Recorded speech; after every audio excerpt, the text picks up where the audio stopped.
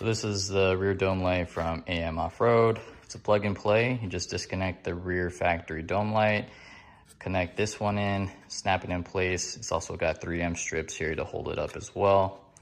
So let's go install it. So removing the rear dome light is pretty easy. Just grab a plastic pry tool, slowly wedge it in, and then pop it out. Next thing you want to do is just make sure you wipe down the area. Make sure there's no dust, dirt, anything around for that 3M tape to stick really good.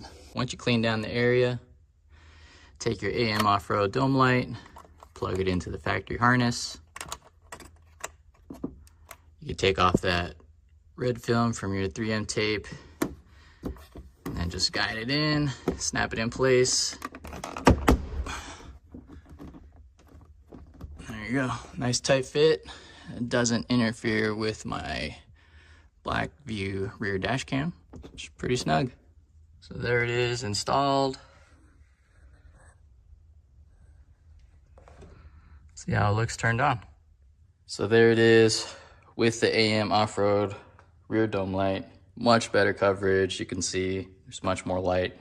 Let's go see how it looks from inside. There it is, the AM Off-Road rear dome light kit. Definitely more coverage. You can see there's not much of a shadow here in this middle seat anymore. Pretty sweet.